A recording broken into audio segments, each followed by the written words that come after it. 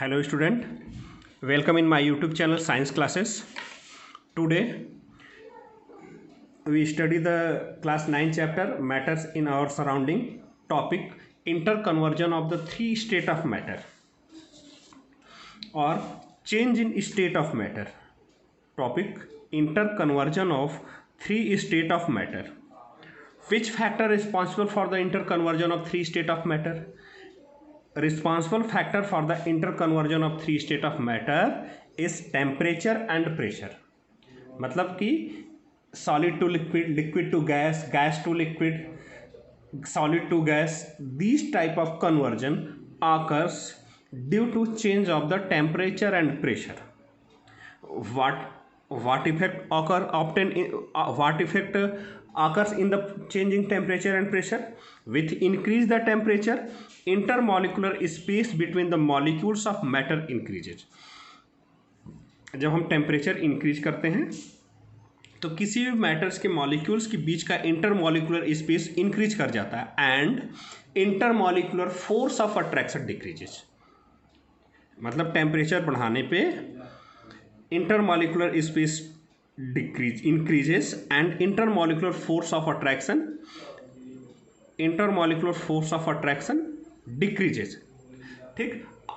And on decreasing temperature, intermolecular space between the molecules of matter increases. On decreasing temperature, intermolecular space between the molecules of matter decreases and intermolecular force of attraction increases. Once again, if we increase the temperature, then intermolecular space between the molecules of matter increases and intermolecular force of attraction decreases. If we decrease the temperature, then intermolecular space between the molecules decreases and intermolecular force of attraction between the molecule increases.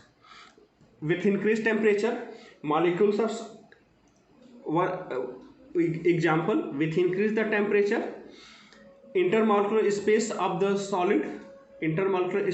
solid increases slowly till intermolecular space of the solid becomes equal to the intermolecular space of the liquid, then the solid converted into the liquid.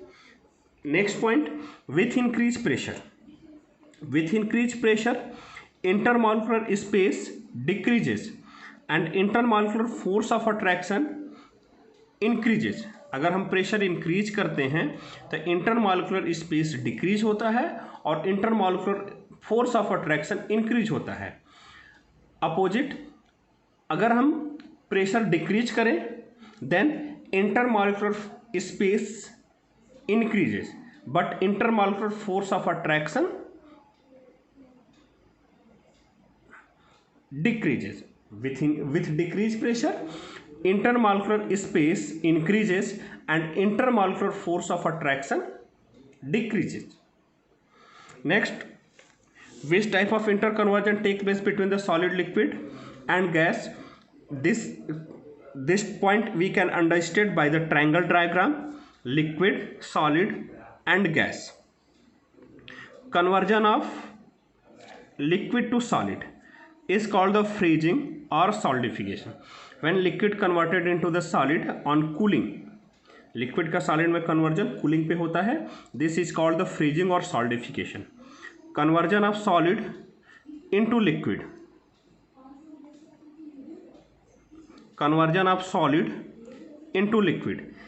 on heating, this is called the melting or fusion.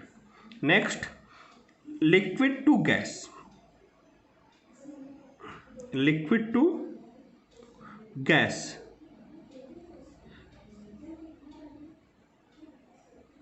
next conversion, liquid to gas. Conversion of liquid to gas is called the vaporization or boiling or evaporation. The conversion of liquid to gas take place with increased temperature. Next, conversion of gas to liquid. Conversion of gas to liquid is called the liquefaction or condensation. Next, conversion of solid to gas or gas to solid is called the sublimation. conversion of solid to liquid, liquid to solid, solid to gas, or gas to solid, or liquid to gas take place at constant pressure. In all these process, pressure is constant. Temperature increases or decreases. For example, for conversion of liquid to solid, temperature decreases. For conversion of liquid to gas, temperature increases. But pressure, that is called the atmospheric pressure, is constant. Atmospheric pressure is constant. Before discuss the next topic, we can understand difference between the gas and vapor. Mainly, what is the difference between the gas and vapor? Gas, matter which physical state at room temperature is gas. Matter which physical state eight room temperature is gas, मतलब जिस भी matter का room temperature पे उसकी physical state gas होती है उसको हम जनरली गैस कहते हैं. For example O2, oxygen, nitrogen, hydrogen, carbon dioxide, sulphur dioxide etcetera. Vapour, physical state of the matter at room temperature is solid and liquid. Gaseous form of these substance is called the vapor. मतलब जिस भी matter का room temperature पे physical state solid या liquid होता है उसके gaseous form को हम क्या कहेंगे? वेपर कहेंगे. That means physical state of solid matter at room temperature is the solid and liquid. Then the gaseous state of this solid and liquid is called the vapor. Solid and liquid converted into the gas with increasing temperature. So when solid and liquid with increasing the temperature, due to increase the temperature converted into the gas, this state is called the vapor, not called the gas. Clear? Next we discuss the vapor pressure. That is a very important topic for defining the interconversion of state of matter. Vapor pressure. What is the vapor pressure? Pressure exerted by vapor on liquid surface. मतलब किसी भी vapour के through liquid surface पे लगाया जाने वाला pressure in equilibrium with liquid and vapour. That means कि conversion of liquid and vapour same rate से हो at constant temperature is called the vapor pressure. That pressure exerted by vapor on liquid surface in equilibrium with liquid and vapor at constant temperature is called vapor pressure. इसको हम इससे समझते हैं. हम सभी जानते हैं कि लिक्विड जो है कॉन्टिन्यूसली वेपर में कन्वर्ट होती रहे. किसी भी सील्ड कंटेनर, क्लोज कंटेनर की बात करते हैं, जैसे हमने फिगर में एक क्लोज कंटेनर लिया हुआ है, तो वहाँ पे लिक्विड जो उसमें लेते हैं वह लिक्विड कंटिन्यूस वेपर में कन्वर्ट होते रहते हैं और जो वेपर रहता है वो कंटिन्यूस लिक्विड में कन्वर्ट होता रहता है. एक कंडीशन ऐसी आती है conversion of liquid into vapour and conversion of vapour into liquid, both are आकर at same speed, at same rate. This condition is called the equilibrium between liquid and vapor, that is occurs only at the constant temperature. In this condition, this vapor applied the pressure on the cap of the container or on the wall of container, but also applied the pressure on the liquid surface. This pressure of the vapor on liquid surface is called the vapor pressure, ठीक. मतलब कि pressure exerted by the vapor on liquid surface is called the vapor pressure. Which factor affect the vapor pressure? Some mainly one important factor which affect the vapor pressure is temperature. With increase the temperature, vapor pressure increases, and with decrease the temperature, vapor pressure decreases. Next we discuss the topic boiling. Today only we discuss the topic boiling. What is the boiling? Conversion of liquid into vapor at constant temperature is called the boiling. मतलब किसी भी liquid का vapour में convert करना at constant temperature और eight fix temperature is called the boiling. What is the boiling point? In class 6, 7, 8 we study the definition of boiling point is the temperature at which any liquid start boil.